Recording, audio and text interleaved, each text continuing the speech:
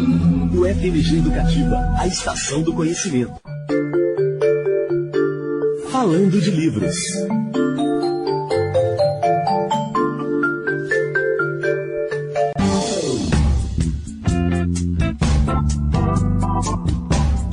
Bom dia, eu sou Michele Bruck. Nós estamos de volta com o Universo Literário para você que nos acompanha em 104,5 FM e o fmg.br/rádio. Nos tempos de comunicação instantânea em que vivemos, é sempre bom reviver a memória de importantes autores da cultura brasileira, de modo a buscar sempre difundir a leitura de suas obras. Nesta semana, mais especificamente no próximo sábado, dia 29, completam-se 110 anos da morte de um dos maiores escritores da história brasileira, se não o maior, Machado de Assis. Nascido e criado no Morro do Livramento, antiga região central da cidade do Rio de Janeiro, o bruxo do Cosme Velho, como foi apelidado, ocupou importantes cargos públicos durante a vida e, de origem humilde, lutou desde jovem para subir socialmente. Um de seus feitos mais lembrados foi ter apoiado a fundação da Academia Brasileira de Letras em 1897. Então, para sabermos mais sobre a vida, a obra e o legado de Machado de Assis, vamos conversar agora com o professor da Faculdade de Letras da UFMG, Marcos Cordeiro. Bom dia, Marcos, tudo bom? Bom dia, Michele. Tudo bem? Muito obrigada pela sua participação. É sempre um prazer te receber aqui nas dependências da Rádio FMG Educativa. Eu agradeço o convite. Para mim é uma satisfação poder encontrar você novamente e poder conversar um pouco sobre o Machado. Maravilha. Marcos, para além do canônico escritor, quem foi Machado de Assis? Quais são suas origens? Onde ele se envolveu com a política do seu tempo? Machado é filho de ex-escravos, né? Foi criado em situações precárias, mas com o apanágio de uma baronesa, o apanágio de uma pessoa com uma certa influência econômica e política na cidade e na estrutura de poder da monarquia na época. Apesar disso, por uma questão de talento individual, né, da pessoa, do indivíduo, ele se mostrou sempre um menino muito atento e muito preparado para absorver novas experiências. Daí o modo como ele conseguiu escapar um pouco daquelas contingências tão desfavoráveis que o cercavam. Entendi. O Machado, romancista, contista, é o que se conhece mais amplamente. Mas ele também se dedicou a outras formas de expressão. Quais são elas? Ele tem um trabalho destacado nessas outras áreas? Sim, o Machado, no início da carreira, ainda muito jovem, ele começa a escrever com 16 anos. Começa a escrever poesia, começa a escrever crítica de teatro principalmente, e também começa a escrever peças de teatro. Uhum. E, ao que tudo indica, o interesse dele inicial era ir por aí mesmo. Poesia e o drama. O drama tinha uma importância social, cultural muito grande no momento. Mas estava surgindo ali naquele momento no Brasil um gênero novo, que atraía muita atenção das camadas letradas, que era o romance. Uhum. Então Machado começa a se dedicar ao romance, à prosa, ao conto, ao romance, à prosa de maneira geral, a partir dos 30 anos, né, que na época já era assim, de uma idade avançada, vamos dizer assim. É verdade. Né, muitos escritores consagrados morreram bem antes disso. Exatamente. Através dos seus heteronônimos, diz que Fernando Pessoa criou vários eus na poesia, né? E Machado fez o mesmo. Há um Machado romancista, outro poeta. São pessoas distintas, ou sua estética, as suas opiniões se mantêm intactas ali, independentemente da forma expressiva utilizada. Olha, como ele começou a escrever muito cedo, evidentemente, à medida que ia amadurecendo, as ideias também iam decantando e o levava a mudar de postura. Então, houve mudança de postura no decorrer da carreira do Machado de Assis. Ele criou, assim como pessoa, como você falou, ele criou pseudônimos, não exatamente heterônimos, mas pseudônimos. Principalmente na atividade como cronista, que ele desempenhou durante a vida inteira. Agora, eu vejo uma unidade muito grande, um amadurecimento sólido, contínuo, né? O que mostra que existe mudança de fases, mas não quer dizer que a obra fosse tão espalhada, tão derramada como a obra do Fernando Pessoa, cuja unidade existe, mas para você encontrar é necessário um maior esforço, vamos dizer assim. Entendi. Um olhar dirigido especialmente para a tentativa de unificar uma postura que propositadamente se mostrava heterodoxa. No caso do Machado não é exatamente esse. Embora, como eu disse, ele tenha passado por fases e a sua obra vai decantando e passando por transformações, na minha opinião, existe uma unidade muito correta, muito certa na obra do Machado. Entendi. E do ponto de vista formal, Marco, da forma de narrar, quais foram as inovações que o Machado introduziu na literatura? Machado, ele pensava muito a forma romance. Em um artigo publicado em 73, quando estava iniciando a carreira de romancista e contista, um artigo muito conhecido como o Instinto de Nacionalidade. Ele escreve que falta no Brasil, que no Brasil existe um gosto muito grande, crescente pelo romance, mas que se tratava de um tipo de romance superficial, né, que chamava romance de costumes.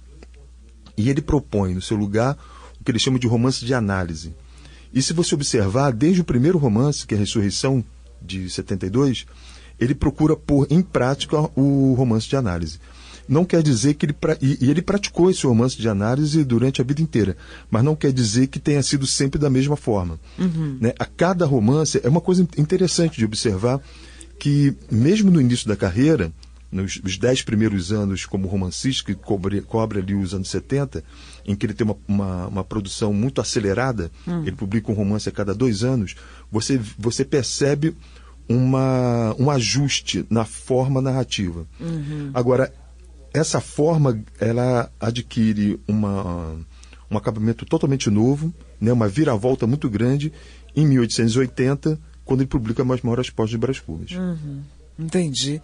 E do ponto de vista de conteúdo, quais foram os temas abordados que talvez não haviam sido discutidos ainda, ou se tivessem sido discutidos, ele teve um olhar inovador sobre esses mesmos temas? Sim, o temário do romance no século XIX, ele não apresenta grandes variações. Né? Você tem um olhar muito atento para a vida cotidiana da classe burguesa. Isso você encontra em vários escritores. O Machado não foge muito desse esquema. Eu acho que o que varia, né, o salto que ele dá em relação aos seus contemporâneos, seus conterrâneos e contemporâneos, e até certo ponto sobre ele mesmo, diz respeito à perspectiva que ele enquadra, né, esse temário que estava tão batido. O Machado, a partir de um certo momento, ele adquire uma dicção completamente nova, baseada na ironia, e isso era uma coisa rara. Essa ironia, ao mesmo tempo que propunha uma visão crítica, era altamente debochada, era desconstrutora, vamos dizer assim, dos valores dominantes. Entendi. Maravilha. Muito bem. São 9h27. Bom dia, você está no Universo Literário da Rádio FMG Educativa. Eu sou Michele Bruck e nós estamos conversando com o professor da Faculdade de Letras da UFMG, Marcos Cordeiro, sobre os 110 anos da morte aí do escritor Machado de Assis.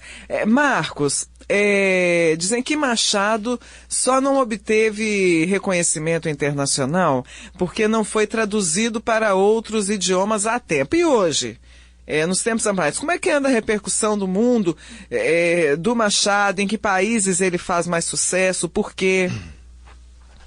Eu tive um professor na época da pós-graduação que ele costumava dizer uma coisa assim, em forma de pilhéria, mas que eu vou lembrar aqui. Ele dizia que o maior defeito do Machado de Assis era escrever em português, que era uma obra, que era uma língua que pouca gente conhece, que não desperta grande interesse cultural pelo mundo. Mas hoje em dia o Machado é muito lido, muito lido. Ele não tem a penetração de um Jorge Amado, por exemplo, ou de um Paulo Coelho, por outros motivos, né? Jorge Amado contava muito com um apoio dos países da chamada Cortina de Ferro, por ser um escritor comunista, escrever dentro dos parâmetros do realismo socialista. O Paulo Coelho é uma literatura de massa, muito voltada para as questões místicas, de viagens individuais, que está um pouco na moda nos dias de hoje. O caso do Machado é um pouco diferente. Ele é recebido hoje como um autor de alta literatura, né, no mundo inteiro. E tem na verdade, uma série de seminários, de estudo, de autores, de críticos, de estudiosos, professores estrangeiros que se dedicam ao Machado de Assis. Ah, entendi. Então ele está ali entre os grandes nomes da literatura mundial, e a obra dele dialoga aí com quais escolas literárias? Olha, eu colocaria a coisa um pouco diferente, porque o Machado ele sempre se mostrou muito avesso às escolas. Mesmo as escolas dominantes, e ele passeou, se você procurar, por exemplo, nos estudos mais tradicionais sobre a obra do Machado de Assis, você vai encontrar que ele teve duas fases, uma fase romântica e uma fase realista. Eu diria que ele absorveu alguns princípios da escola romântica e da escola realista, mas ele não foi um seguidor dessa escola. E tinha, na verdade, uma certa aversão às escolas fechadas. Né? Agora, o diálogo dele com outros autores, Machado lia muito, né? E ele absorve muitas lições, tanto do ponto de vista de aforismas, como temáticas, e principalmente formais, que eu acho que é o que dá o gatilho para ele dar um salto, de autores diversos. Desde Shakespeare, passando por Goethe, passando por Henry James, passando por... Enfim, tem uma infinidade de autores. E a questão do racismo, Marco? Quais são os discursos que divergem nesse debate? Porque há toda uma discussão sobre racismo e Machado de Assis. Quais são os atores sociais envolvidos? Como é que ele... era essa situação na época dele, para ele? Bem, Machado, como eu disse antes, ele era filho de ex-escravos, né? Era mulato numa sociedade que até absorvia bem os mulatos. Né? Eles eram bem integrados ao status quo, vamos dizer assim. Vamos dizer assim, os mulatos com talento, que era o caso dele.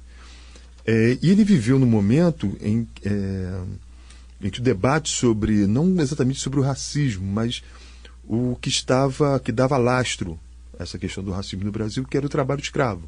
Né? A economia era baseada no trabalho escravo. Então ele viveu um momento de contradição muito aguda desse modo de produção. Ele foi crítico ao trabalho, a esse sistema de produção, mas também não era muito simpático ao sistema de trabalho livre. Também era crítico ao sistema de trabalho livre. Porque ele percebia que o capitalismo ele tratava não só os negros, mas também os brancos pobres de uma maneira equânime. Então ele não via uma grande diferença. Não foi como o Castro Alves um guerreiro em favor da causa da abolição. Sim. Mas era atento à questão, aos movimentos que estavam levando para esse caminho. Existe uma foto, inclusive, do dia da assinatura da Lei Áurea, né?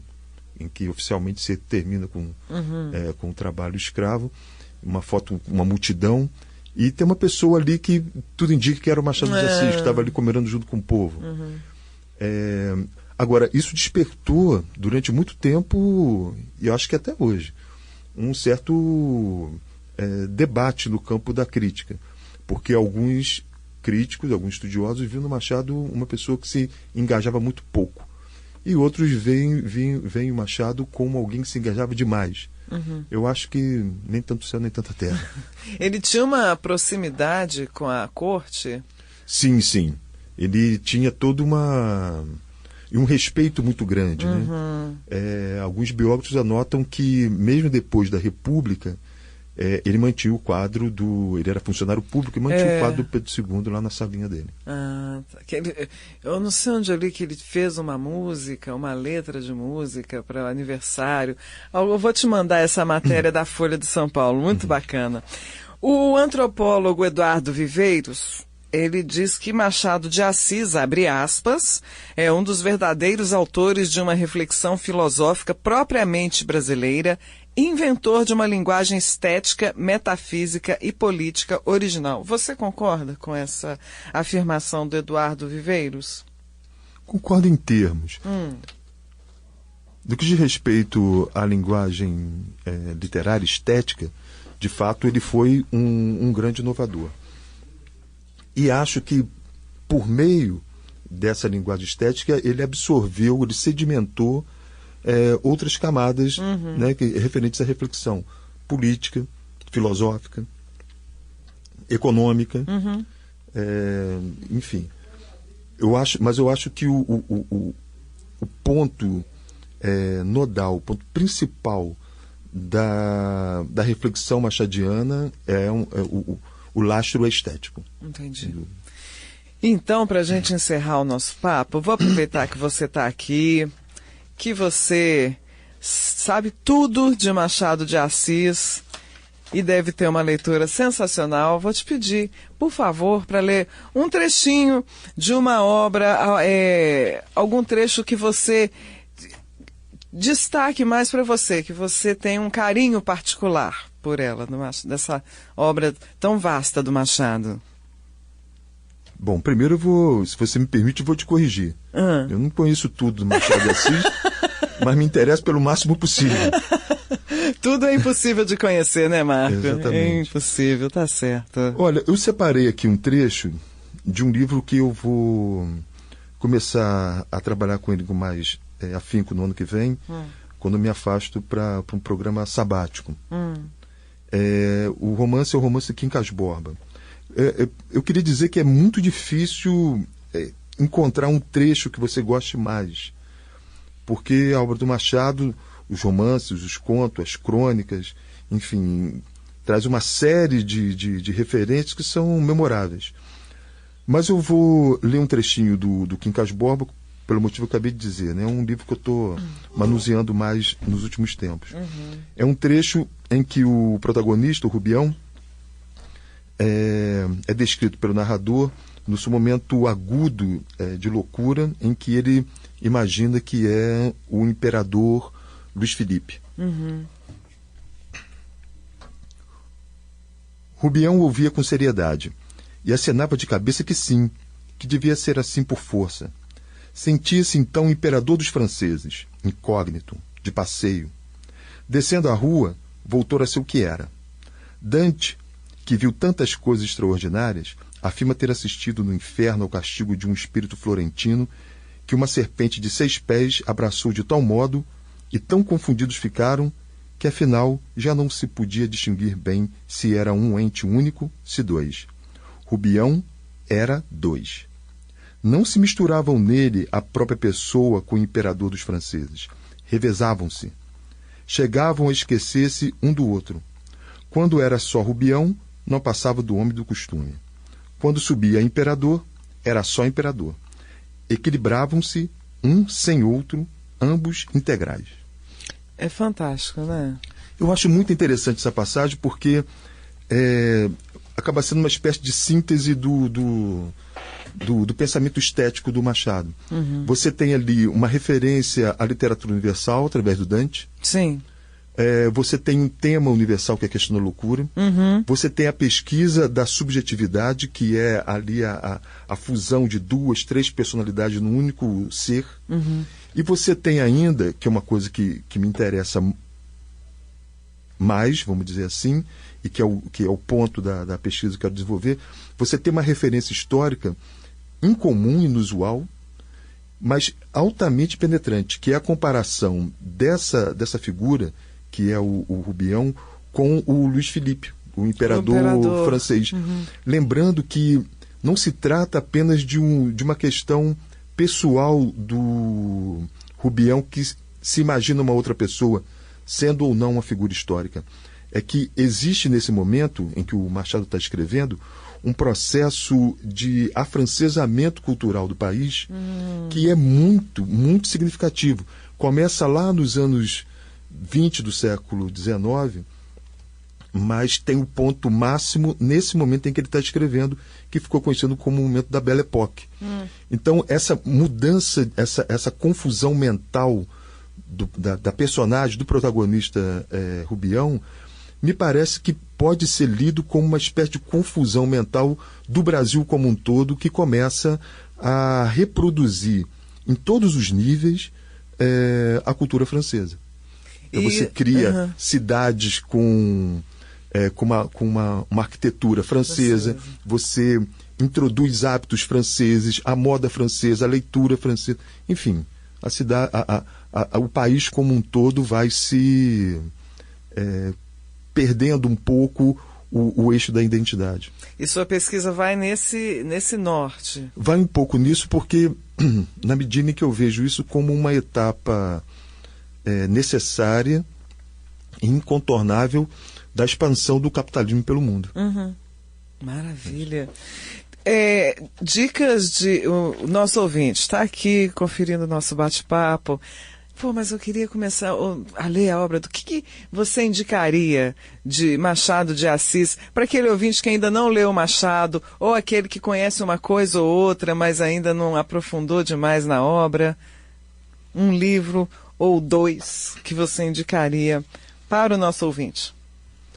Bom, eu vou sugerir um livro de crônicas, chama Bons Dias. É um livro bem... Ele trata muito das questões mais imediatas, né, como é próprio da crônica. Trata de questões imediatas ali do cotidiano brasileiro. Mas ele já traz um narrador abusado, incomum, que vai aparecer com força no romance só em Memórias Pós de Brás Cubas, né? Aquele narrador altamente volátil, com personalidades múltiplas, um pouco agressivo até com o leitor. Ele aparece primeiramente nesse livro, Bons Dias, que é a reunião de crônicas. Maravilha. Muito bem, muito bem. Marcos Cordeiro, eu gostaria mais uma vez de agradecer a sua presença aqui na Rádio UFMG Educativa, a participação no nosso programa, agradecer o bate-papo, sempre, né, nos trazendo trechos, momentos, fases dessa obra tão vasta do Machado de Assis. Parabéns pelo trabalho que você realiza, sucesso na sua pesquisa futura e lembrando, nosso microfone sempre aberto para suas novidades, tá bom? Michele, eu que agradeço, para mim é sempre uma satisfação encontrar você e poder vir aqui conversar com os ouvintes da rádio. Maravilha, muito bem. Esse foi o nosso bate-papo de hoje com o professor da Faculdade de Letras da UFMG, Marcos Cordeiro, sobre a vida, a obra e os ecos da produção literária de Machado de Assis, grande escritor brasileiro, cuja morte completa 110 anos no próximo sábado, dia 29. O Marcos sugeriu pra gente Bons Dias, um livro de crônicas do Machado, então fica aí a dica para você. Bons Dias, de Machado de Assis. O governo federal mantém na internet um site que você pode encontrar quase tudo sobre Machado, todas as suas obras, aí que já estão, claro, em domínio público. Então você vai lá no machado.mec.gov.br, machado.mec.gov.br. Tá legal? Falando de livros.